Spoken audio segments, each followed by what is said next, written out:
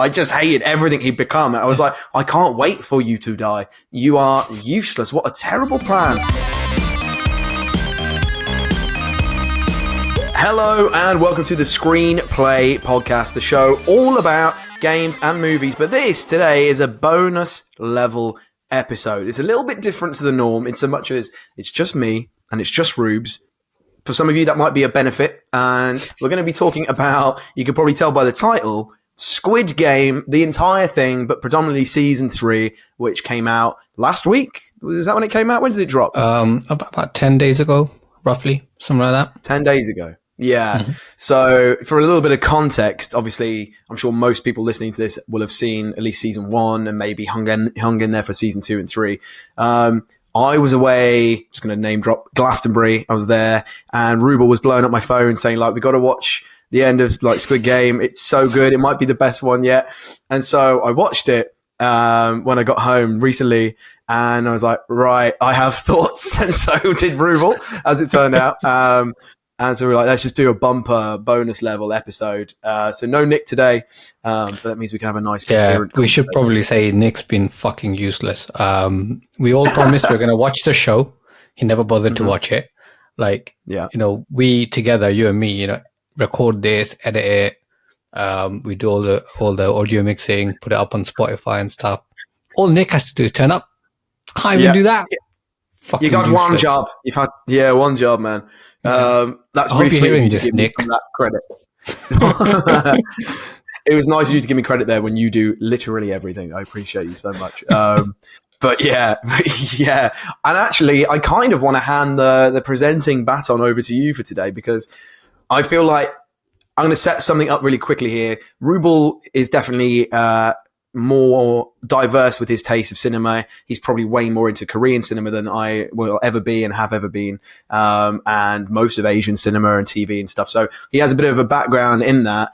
So I'm sure there's bits you were getting from this show that I never could. But I want to hear your starter for 10. What are your thoughts on season 3? So yeah, you're saying hopefully I got something out of it. I got nothing out of it. I think. Oh no. I don't want to shit on something that someone's obviously spent a lot of time making, but you can just tell. Like, I think I read that season 1 was supposed to be like all they were going to do for Squid Games, and then I think they were shown that Netflix moolah and decided to make a sequel, which they broke into 2 parts because season 2 doesn't feel like season 2. Then you get this, which is an abomination. Like we'll go through like different kind of points, and I want to do a little awards show at the end, which I was writing up as I was waiting for you to log in. But yeah, I watched it and I was just like, what the fuck is this, man? Like, for me, the way I would have done it would have been, you have Squid Game 1, and then you have Jihan with his red hair go to America, give his daughter the money that he's won, right?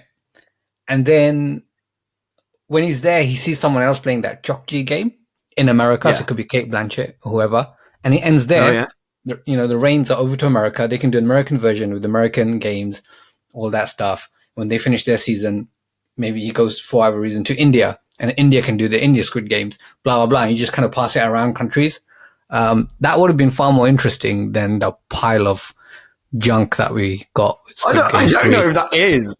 I don't know if that is more interesting. All that's happening is like we're sorifying it, we're hostilifying it, we're just sharing it around different locations. But it's the same but concept. at least, like when you do that, the regional people of that country will get something out of it because they'll have the games that they used to play, right? And you don't have to watch them all because they're not all. They're only like linked by one person, obviously, who's controlling everything. But like, you know, you're not forced to watch them, but at least they're their own thing. But here, they made Squid Game 1, great show, really fun. And then they made this, and you're just like, what the fuck is it? Like, Squid Game 2, I didn't hate it that much. I thought it was all right until...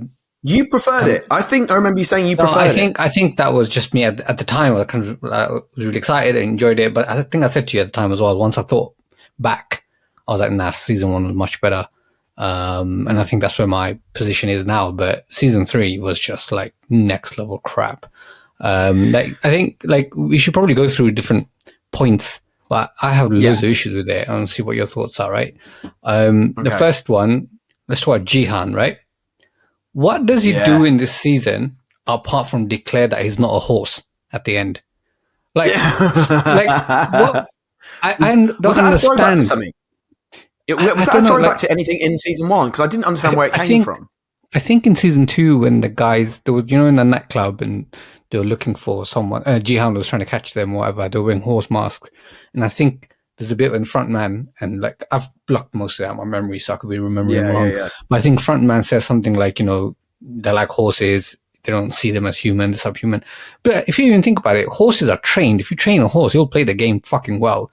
And if you don't train a horse, and it's a wild horse, it'll be worse than these humans. So I don't see the comparison. Like, I don't know what Jihan does the whole season except stare into space, probably thinking, "Oh shit, man, should have killed the red team when I had those guns, but I went for the fucking headshot and missed." Yeah.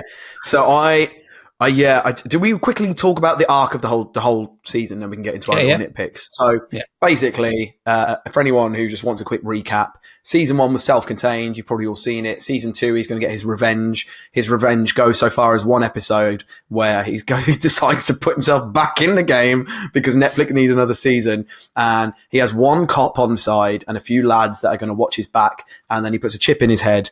And then obviously he gets somehow back in the limousine. Don't know why they'd ever want him back. It's so sus. And he's like, put me back in. They gas him again. He wakes up. Oh, the chip's gone. He has no plan beyond that. And then like all the violence ensues. At the end of season 2, he tries to do the uprising and it fucking fails. And it's like the most abysmal thing I'd ever seen. Season 3, he spends maybe 4 episodes mute, just chained to a wall.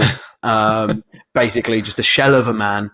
And I just hated him. I just hated everything he'd become. I was like, I can't wait for you to die. You are useless. What a terrible plan with all that money and all that time and all that revenge and built up. What the fuck did you think was going to happen? And then, and then basically, ultimately, someone gives birth during the games that gives him a new purpose in the games that he never had before.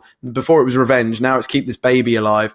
Ludicrously, all the way to the finale. He kind of Deus Ex Machinas his way to the very end. We'll get into that at some point. And then he, commits suicide to let the baby win the games. Even with his arc, like, he's trying to show, like, they're humans, humanity, blah, blah. Yeah, he happily kills, like, I don't know the names, right? I can't remember the names. So that's just like Toy Soldier, the guy that pretended to be a Navy SEAL or whatever. Like, happily kills him. I mean, the guy he fucked up, but it was it was an honest mistake. He tried his fault, he was PTSD looking. Yeah, everyone was trying to make a team. He's like, said a fib, going to a team. He was pretty useful up until that gun thing. And even then, like, he just kind of froze. I mean, he was still trying to help. So then, like, Jihan's just like giving him death stares and trying to, when it's all Jihan's fault. All you had to do when they had the guns, kill the red team, and that's it, you saw it. Yeah, kill 1 or 2 of them, easy. And I thought that too. There's a point where he goes, it's all your fault. And the guy goes, it's not my fault. It's your fault. And I was like, no, I'm with this guy. It's Jihan's fault. What a fucking idiot. Like, you want the violence to end, but he's got morals. So he can't kill anyone on that team, but he will kill hundreds of guards. And then when it comes to the next season, this season, he'll happily kill a couple people along the way as well. Like, what the fuck was the point? Like, talk about dropping the ball with his character. Yeah, like, at least we know he's not a horse, right?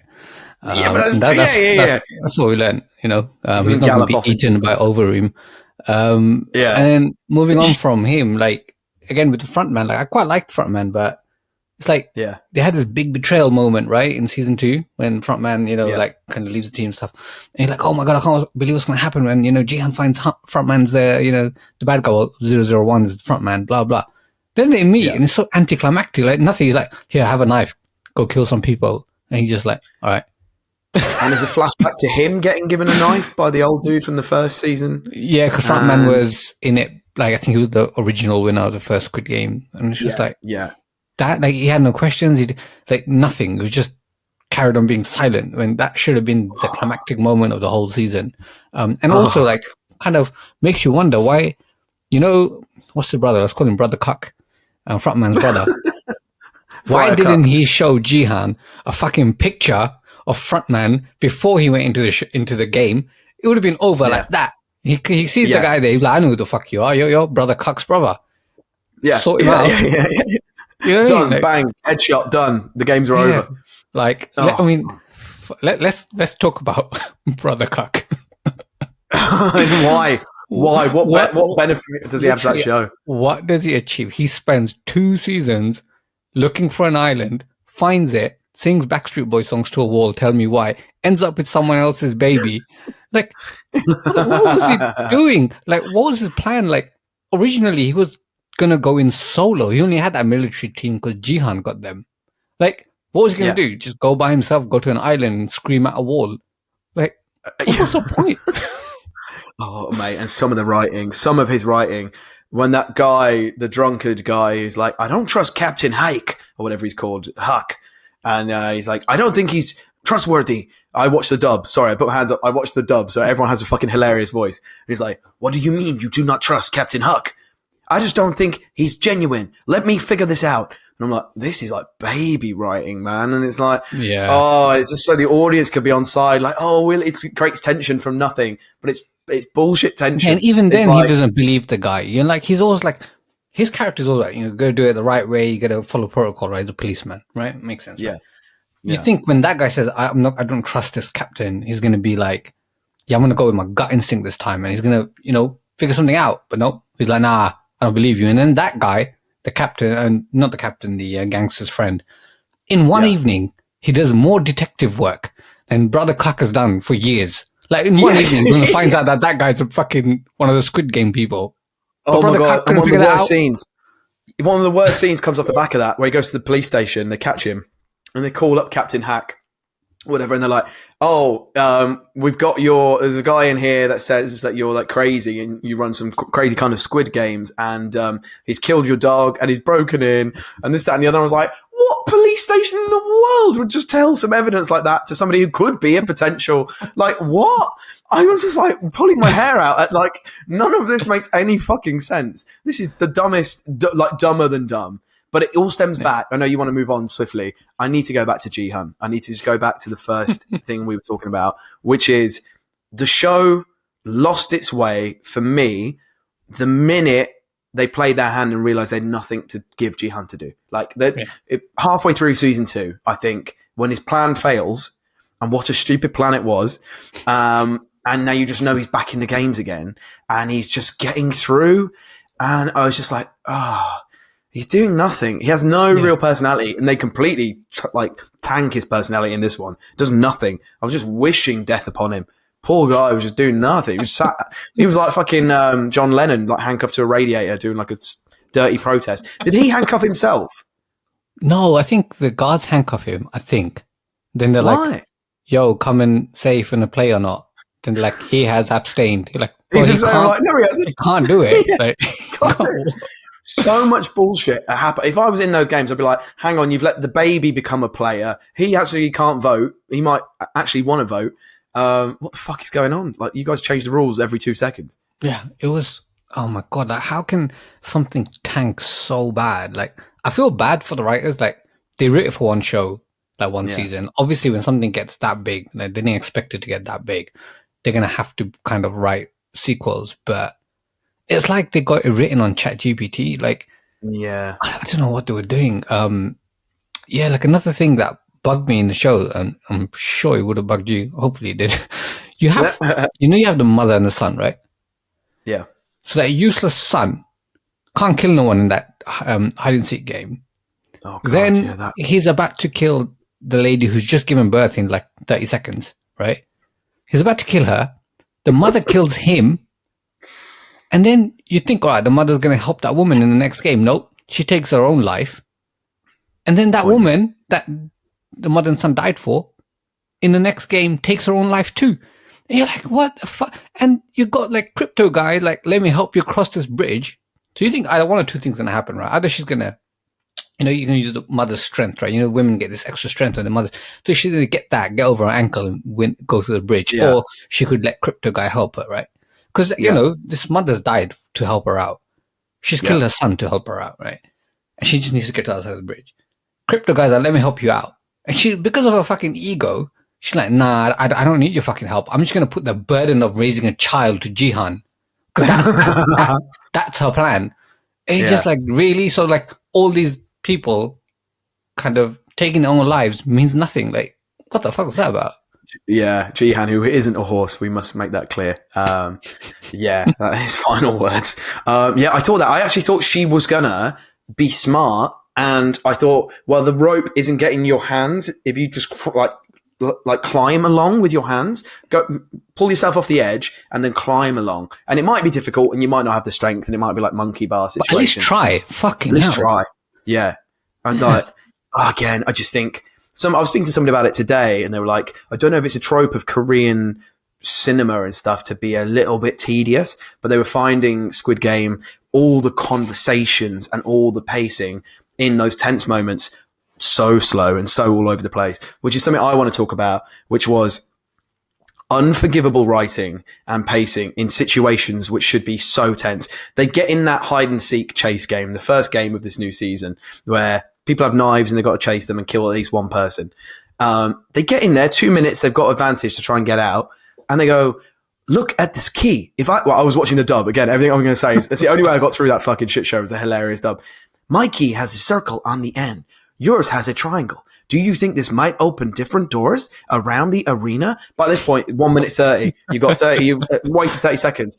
Why don't we stay as a team? If we go this way, then we will never lose. Okay, 1 minute to go now. You've wasted a minute now. And I was like, what the fuck? And it was the same with the woman on that rope bridge, like killing herself, just slow, comes to the edge and jumps off. Yeah. I guess it's like their moment. But it's just, and the worst of all, and I was with my girlfriend at the time, and I was like, this is fucking bollocks, was the final Squid Game. All these men on the platform, 6 or 7 men, determined to get rid of Jihan, lad and the baby, and they'll win the money. And you go, right, they've really written themselves into a corner here. How's Jihan going to get out of this one? Hey, guess what happens? They all argue amongst themselves to the point where they all turn on each other. Fuck off. Fuck off. That even at that point, like, when it got to Jihan the baby and Crypto Guy, how easily could Crypto Guy have won that? He has the baby in his hand. He jumps over the bridge side, right? He goes to the third layer of the game. He just hold the baby over the edge. I'm not like saying you should be killing babies, but his character would do this, right? You hold the baby over the edge and say to Jihan, you fucking climb over to this platform and I will drop this kid. Jihan can't climb over. Game starts. Toss the baby out. You've won, right? Or Jihan's already climbed over. Fair enough. He's still got the baby. Hold the baby over the edge.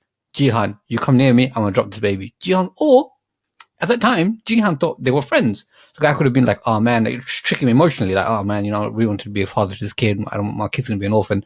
And Jihan would have been like, I'm not a horse. And just killed himself. So many ways, right? Even when Jihan's fighting that guy, why didn't he fucking push the game start button? Like, it makes zero sense. They just had like, it's the dumbest way to get to his self-sacrifice moment. I was just like, fucking hell. I think Jihan actually was a horse, and that's why he galloped over to that final platform. Dumb as a horse. Like, what? Like, that Crypto Guy had so many opportunities to win the game, and he just like, it's like when you're playing FIFA and the computer decides you're going to lose. Yeah. Right? There was no way he was. Yeah, because I don't mind like the ending, like, Jihan killing himself. Well, he beating Crypto Guy, then sacrificing his own life for the baby. Like, fine, but don't get there in the dumbest fucking route. Like, at least think of something a bit more smart. Like, maybe like keep a few other characters alive till the end. Like some of the characters we've been following. Because at the end, you just have a bunch of henchmen, and you have Crypto Guy, and you have Jihan, and you're like, well, we know the final two are going to be now. Yeah. Like, do you know what I mean? And like, I couldn't, and you know exactly how it's going to play out, and you know he's going to sacrifice himself, because where does the show want to go from here? They don't want to keep making them. I think that immediately clear after season 1. This was just the cash grab season 2 and 3. Yeah. So, it's all geared to that ending. I would have forgiven it if at the end when Jihan had the baby, he was like, fuck this, man. He fucking boots him off the platform and wins it. Yeah. I know. I would have preferred that, but... Yeah, because it had this weird... Oh, and this is what it drives me mad. It had this weird, like, he had the Batman moral, can't kill anyone. But he'd already killed people. He'd already got, like, rage and kill people. So at the end, when the guy's holding onto his suit jacket that tried to stab him for the 50th time, and now Jihan's holding on with one arm like fucking Bruce Wayne, holding this guy by the jacket, and you see in his eyes, he tries to save the guy? what are you doing? He's trying to, like, he looks compassionate, like, oh, because otherwise I'd be like, fucking get off, like, try and kick him off. Maybe he wanted the password to the guy's blockchain or some shit, his crypto wallet. He's like, this guy might have a few dosh in there. And then that, you also had that North Korean, what's it, the double agent, the one that was, disguised as a guard, and like what was her plan? What was her motivation? What was she doing? I voiced that, didn't I? I said I don't understand who she was and what the point was. Yeah, like she's trying to save that guy, the blue collar dad, yeah. And like I don't understand, how was she allowed to have so much? Like, once they find out her plan, right? And you had the guy with the square face, with the square symbol. He could just walk into a room and she's there by herself and shoot her. Like, just kill her. He doesn't kill her. Instead, he gives her free access to an escape route, gives her keys and a fucking boat. Yeah. It's like, what the fuck? It makes no sense. Unbelievable. Like, what was her plan, and why were they letting her just escape? Yeah, I think. Like, did I miss something? Like, I don't understand. You started off by saying what you'd have preferred this show to turn into. Yeah. And to be honest, I was with it for a bit of season 2 till I realised the plan was stupid. I think if I could have, the only thing I think could have been saving grace is the first half or season 2. You don't have the uprising at the end. I know it's a bit of a damp squib, but you might have the cop arrive to the island. You have that whole boat arc resolved way faster. They have the whole double jeopardy of Captain Huck or whatever being terrible. Puck, I don't know what his name is, Tupac. And I resolve that, and it ends up like he's the only man left. They had a boat full of people, but the guy, did a fucking execute order 66, kills them all, and then he just about survives, and he knows where the island is now. So at the end, you have him coming up, and that's kind of like, oh, season 3, the cop's now on the island. What's going to happen? Start of season 2, I probably would have had time for one more game, and then Jihan's uprising, and it doesn't fail. Like, he gets to enough of a point where he's infiltrated the soldiers and they've all disbanded. With the help of Brother Cock and the military guys. Yeah, reunite, and then front man's trying to get off the island. He's trying to like blow the island up. There's a lot of, and like gets his revenge. And then you have some profound moments at the end where it's like, what was it all for? Why were we doing this? Like, what's it about? But instead, and I think that would have, it gives you less games. It turns into more of an action thriller. But I think that's what they were setting up at the end of season 1 was like revenge. Yeah. So I just think it just went all over the place, and it had opportunities to save itself, and it just took the wrong turn every single time. And like, I thought where they were going with Brother Cuck was, once it gets to the island, I thought his story was going to be either annihilating all or at least capturing one of the VIPs. Yeah. But where did they go? Where the fuck did they go? And why the fuck were they there? And like I don't want to shit on someone's acting, right? And I've read about it a little bit, and I think they said that the dialogue was written by a non-native English-speaking person. Yeah. So, and then they were given the lines on the day they were shooting. It felt like a table read. And then on top of that, they dubbed the voices as well. Did they? On top of their performance. So that's why they were so shit. Like, can I ask you, because you watched it in Korean language, right? Yeah. With subs. When it gets to those guys, are they speaking English? Yeah, they're speaking English, and it's just as bad as on your one. And well, this is it. I turned to my girlfriend and I was like, hilarious that the English speakers sound even worse than the dubs. Like, what the fuck? It was, you just gone from like, Jihan, we can do this together, right? If you come with me, we can be okay? And then like, he's like, I'm worthless. Leave me here to die. Come on, Jihan, you can do this. Then it cuts to them in the room with the little square pieces they're moving around. Player 456 is not leaving that spot. He will not last the night. You're like, oh my God. Like, and you're speaking English. What is going on? Do you know what they sounded like? They sounded like voice actors from like the PlayStation 1 Resident Evil. Like, Jill, how about you, the master of unlocking? Take this key. Blood. Whose blood is this? Hope this is not Chris's blood. What is this? What is it? Blood. Jill, see if you can find any other clues. I'll be examining this. Hope this is not Chris's blood. That's blood. The Chris's blood. Just insert the same word, blood. So bad. I was gonna say it felt like drama students, but even I've seen drama students that are better than that. But it can work. It can work to its advantage sometimes. Silent Hill. I know I harp on about it a lot. Famously, Silent Hill 2, the game. Obviously, they're a Japanese studio, and they directed the English actors, the English speaking actors. And that's why you get the uncanny dialogue sometimes where it sounds dreamlike. They're like, oh, hi, I'm looking for my mother. You're like, that's a weird bit of voice acting, doesn't quite work, but it's surreal enough to work in this game. And it's like, it actually helped rather than hinder. It made that whole game feel really unsettling. This one, it's like, you have all of Netflix's weight behind you. And I'm glad they gave all the creative control to the, Korean team. But when it comes to the voice acting department for the English characters in the game, what was that for? Who's it for? It's shit for the English fans, and the Korean fans don't speak English anyway, so they'll just be getting the subtitles. What? Maybe Koreans think that's how Americans speak. Maybe. Try to make it authentic to Korea because they know they're American from video games and they only have Resident Evil 1 there. So that's what they use. You're beautiful when your mouth is shut. I'm going to my bedroom. Can I join you? No, I'd rather eat lead.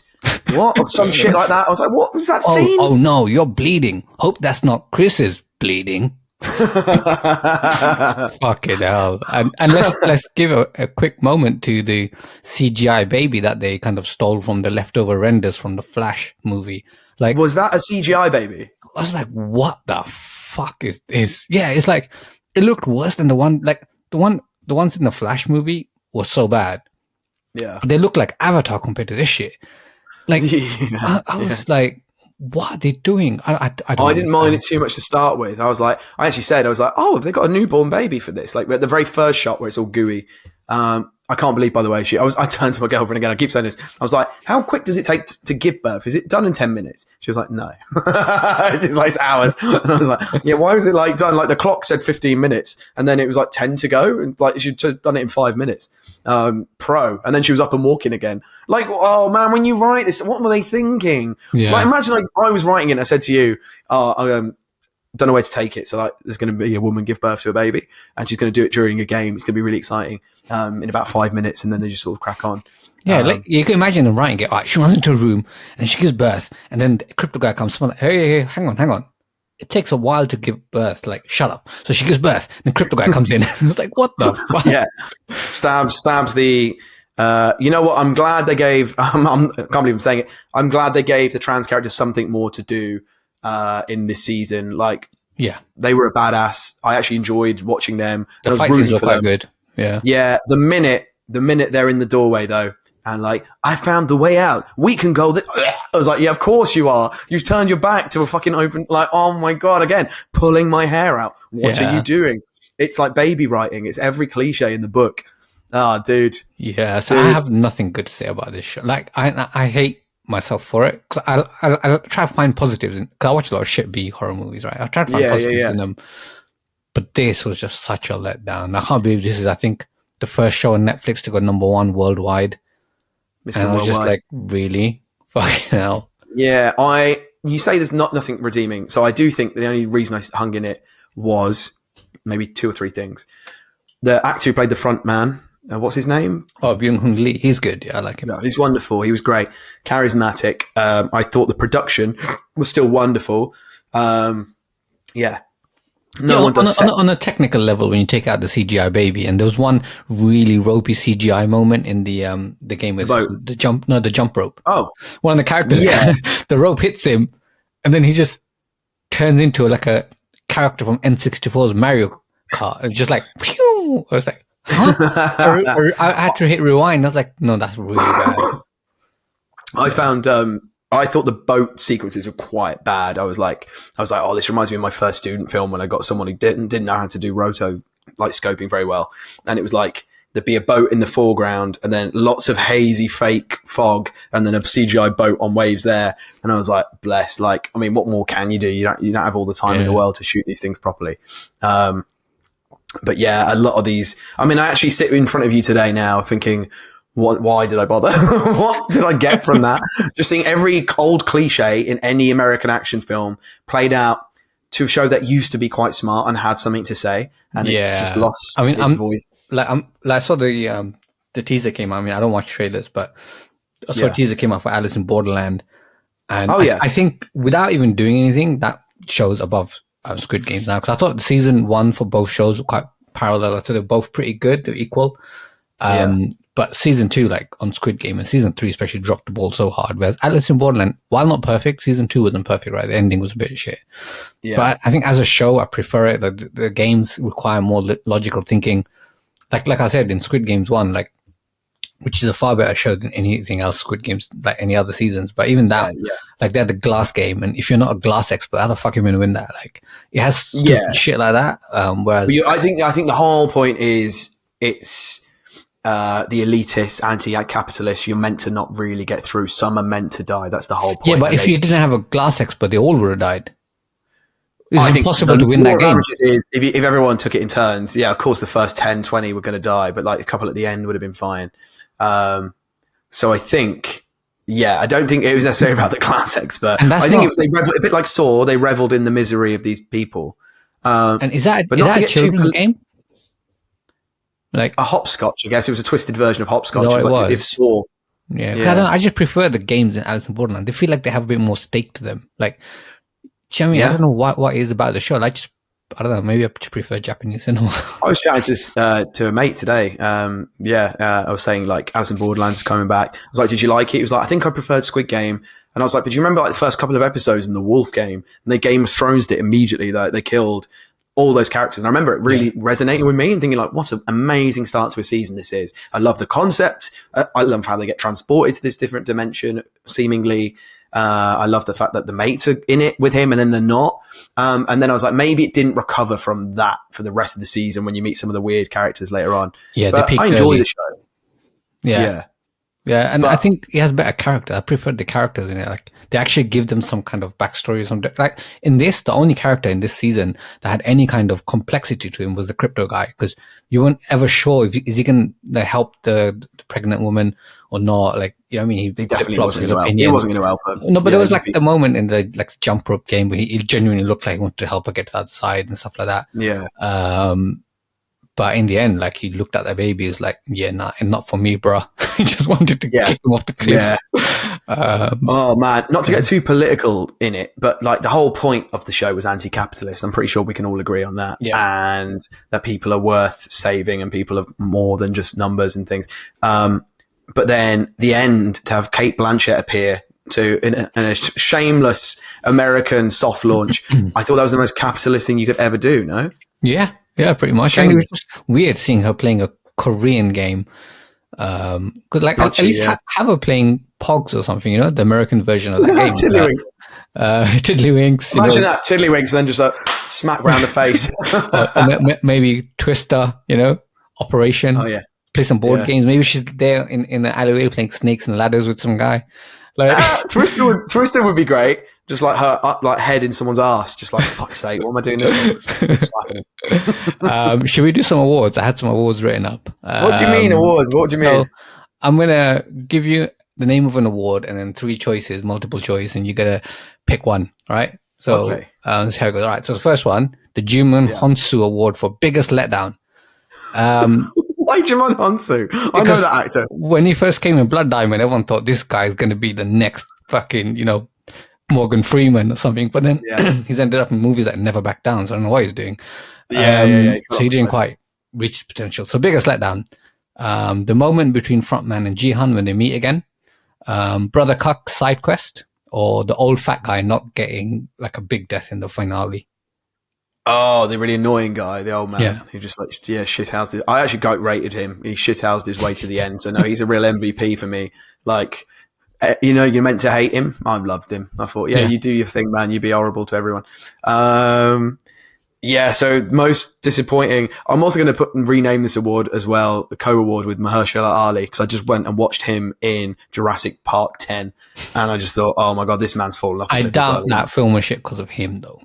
Oh, he's pretty bad in it, though. He's pretty bad. Yeah, the film is just shit in general. But I thought he was destined for greatness, man. Moonlight, and now he's doing this. I'm going to say the front man face to face with Jihan is the worst piece of shit I've ever seen. Cool. So we've got 4 more awards to go, so 5 in total. The Saul Rubinek Award for Best Betrayal. Because, he treated you like a son, and you fucking stabbed him in the heart. Fuck you. So Saul Rubinek Award for Best Betrayal, Crypto Man and the Baby. So he's about to betray the baby and kick him off the ledge. The mother killing the son, betraying her son, or when that old man betrays the shaman when she finds him the exit and he's like, move, bitch, get out the way, bitch, get out the way. It turns into ludicrous. Oh, that was so good. Takes the fucking key out the door. Again, any of the shithousery I actually was so down for. Yeah. And like, he only got through to like a special part because a guy helped him get through. And then as soon as the guy gets, he like fucks him over, and I was like, yeah, this is fucking amazing. I'm very tempted by that one. What was the second one? The mother stabbing the son. I mean, that was a necessary betrayal, wasn't it? It was. I mean, the son was useless. I'll say that one for dramatic effect. That's probably the biggest betrayal. I would have given it to the old man pushing the shaman.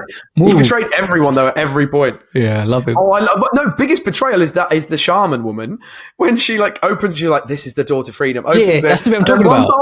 And then like all these red people come and start stabbing all of like. Oh yeah, do you remember that? Yeah. Oh fuck, I should put that in there. And, like no words, you're just pissed off. I was like, it's wonderful TV. No, we'll give it to that. All right, okay, 3 more to go. All right, the Carl Weathers Award for wasted potential. So we had a scene with the front man on the phone talking to someone higher up, right? And they never explored who that was. So that's one. Number 2 is Thanos not making it to season 3, and the final one is the double agent story. Who was that? Sorry, the Korean woman that helps the guy get out, and like it just them not really delving into what she was doing. Talk about wasted potential. I mean, they were unnecessary. She was unnecessary from the start. I'm not even going to consider her in this award. She is wasted potential, but didn't even need to be there in the first place. And if anything, just confused me more every time she was on screen.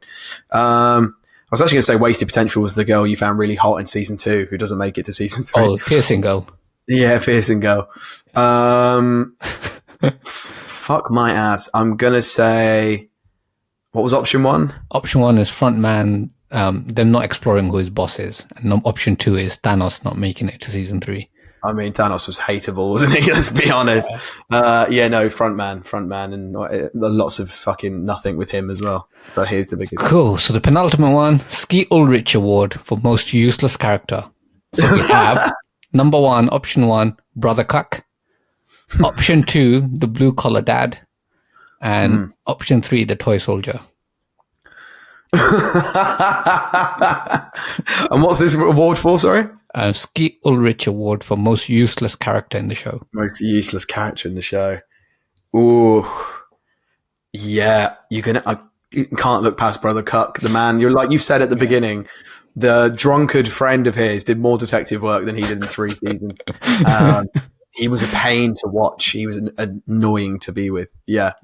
Every time they cut to him, I was kind of like, fuck, I'm just going to go for a piss break. I'm going to go and grab a drink. You know, man, but towards the end of the show, I wanted to give up. It was note to all screenwriters, this is very similar to House of the Dragon season 2, and they send one of the Matt Smith off to a castle where he spends the entire season walking around a castle, tripping balls and just having visions. Nothing happens. Note to screenwriters, don't do arcs like this that seem never ending and tedious on boats, castles. Just don't do these side quests with no point to them. Fuck me. And then let's end on a positive. So the final one is the Nick Cage Award for best moment. So nice. And the legit best. What's your favorite bit? The 3 bits I picked out is the death and leading up to the death of the trans character. Oh, that was pretty good. Seeing Kate Blanchett slap a man on the streets, or the shaman dying.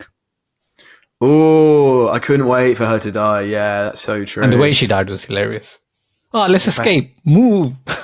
Yeah. They're all winners. They're all winners. I'm going to say my biggest enjoyment in the show happened on like 3 occasions. 2, I think, with the trans character kicking ass when I thought, all hope is lost. And I was like, good, just good. Like no one's fighting back against people with knives. And I was saying this to my girlfriend. I was like, I think you'd rather be running away, because at least if they've got a knife and they fucking miss or whatever, you've got a chance to stab them back and whatever. Like, you'd rather have the head start and then, kick their ass if they try and come for you. But yeah, it was the trans person kicking ass twice, and maybe in season 2 as well on the staircase with the guns. And when Jihan jumped across at the finale, I don't know why, but I was like, sick. Like, he's finally doing something. Thank fuck. Fight this guy. Let's have a fucking, like, juke it off. So anytime the action was, like, thrilling, I was in. So I'm going to give it to the trans person. We should know their name. What was their name? I didn't give anyone a name because I don't want to butcher the Korean names. So that's why I'm giving them fair names play. like trans person, brother cuck, blue collar dad. Like, before we finish up, a bit of a side quest here. Because I know Nick didn't see it, because if he did, I would have said maybe we should have reviewed it. But 28 years later, let's not spoil stuff, because obviously this is not a review episode on that. But and this isn't really a spoiler, but I was thinking early on, like, you know, the alpha has a massive dick, right? Yeah. Like yeah. That means that Danny Boyle had to sit in a room with a bunch of VFX designers and say, yeah, make his dick bigger. Make his dick a bit bigger. Do you think that was VFX? How did that go? I'm pretty sure. I don't think that was VFX. I don't think any dick's that long. I've watched enough porn. It's like a fucking, it's like a Danny tripod, man. Yeah, man. Yeah. So Danny D's got like an 11-inch penis, flaccid. It's crazy. So I reckon these guys exist. No, maybe it was prosthetic added on. Yeah, look at what that. a role that would be. Yeah, I know, right? But you can imagine the conversation. Oh, can you make it a bit bigger? Why, Danny? What's this got to do with the story? Just make it bigger. Yeah. I mean, probably the best role. They're going to say, do you want to be a zombie in it? And I'll be like, yeah. And they'll be like, you have to be naked. I'll be like, oh, do I? And they'll be like, I'm going to give you an 11-inch penis. I'll be like, yeah, I'm actually all right with that. Yeah, it sounds good. Yeah, my friends can come and see it. Yeah, it was mad. Yeah, although I'll never be the alpha in anything. What did you think of 28 Years Later? I don't spoil anything. I think I liked it technically. I think I liked the themes they covered. Acting was really good. Looked amazing. Can't believe they shot that on iPhone. I had some issues with the plot, especially the second half. And then I had an issue with the tone and the pacing. That the tone's all over the place a little bit. I think it was a bit. Like I saw it a while back, so I don't remember that one. But I remember thinking, well, why did, like, especially towards the end. And then, like, a big issue I had, and this is not really a spoiler, but things just happen conveniently. Like, you have, like, there's a building, and, you know, a couple of characters might go into this building, for example, and the building's been there for a long time. But the night they're there, it breaks. Yeah, it breaks. Things, shit like that happening constantly. I was just like, it feels like things just happen to move the plot forward rather than things that would organically happen. But, yeah. Things like that are pretty good. I think upon, like, a rewatch or over time, like, I like it more and more. What do you think? Things like that happen in 28 Days Later as well, let's be honest. Everyone just heralds it as a cult classic, but that was full of, like, contrivances and things, but it was just unique at the time. I really liked it. I didn't like the ending. I won't say anything because obviously spoilers. I get the tonal mishmash. There was a point where literally an army soldier's parachuted in and, like, he's like comedic. He's like, it's fucking Ireland. Oh my God. And they're having like a picnic and stuff. And I was like, this is weird tonally. What's going on? But I was like, yeah, why is Danny Boyle returned to this project? What's in it for him? And then early on, they did great. Like, it was like, oh, my son's going to go to the mainland today and get his first kill. And, like, everyone's practicing with a bow and arrow. And then it would cut to, like, old footage, well, recreated footage of old days, like 1400s, where, like, it was like old bow and arrow people in the old England days and stuff when we colonized. And then, like, more recent, everyone with machine guns. And, like, I was like, oh, it's saying something about, like, we've always got to have an enemy, and we've always got to have someone to fight, and we've always got to train our lads to be fighters. And I was like, oh, I guess, and it was trying to talk about toxic masculinity. I was like, the themes are quite interesting because it's a common enemy. It's zombies. So fair enough.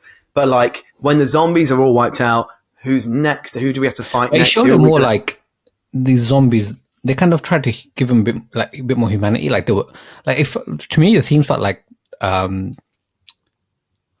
immigrants that have their own society, but you don't understand them. You're scared of what you fear. Blah blah. Let's not go too much into it. I don't want to spoil it for anyone because obviously this is not a 28 years later pod. But I wish it was. I wish it was so much.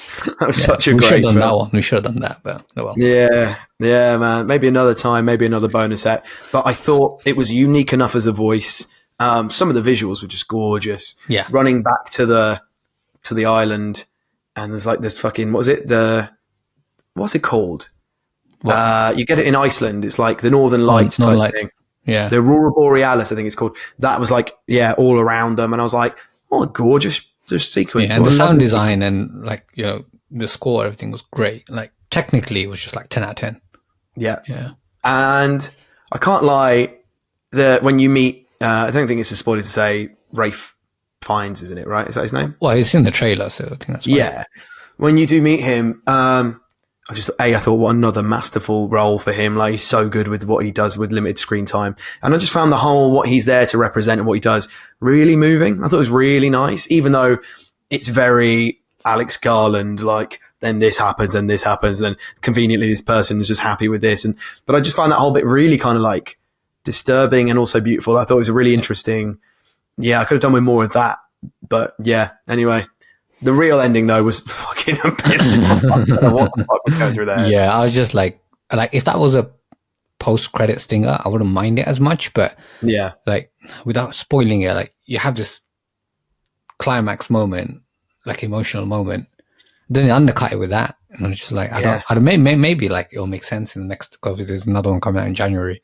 But whilst watching it, I don't get this. But did it need a new trilogy? I don't think so. I would have just had one, just this one, and did it. But, and like you say, I think, explore some of those themes we've been talking about, and did a very good job. Yeah, I think you're right. Immigrants is a great theme that runs through that, us and them. But I do think felt like Brexit. Training, it was very Brexit, definitely. Mm-hmm. And I did think combat was a heavy thing, and like, what are we doing with our men? Like, we just train them to be. Yeah, and zombie dicks. We all needed to see zombie dicks. We all need to see zombie dicks. That seems like a great. The alpha, and then you see him with his dick hanging out, like swirling it like Ric Flair. In many ways, you could say he was the horse. He was hung like one. Yeah, Jihan needed to learn from him. What a good set wrap around. Go on, do the outro. Roll us out, man. Fucking yes. Well, thank you for joining us for this special bonus level edition of the pod. Hopefully you've enjoyed it, and let us know if you did. You can find us on all of our social channels, the Screenplay Podcast. You can find us on Spotify, YouTube, Apple, wherever you get your pods, and maybe we'll bring you more in the future if you enjoyed it. But for now, that's all from me, and I hope that's all from Rubes. You got anything else to say? Yeah, I'm not a horse. Peace.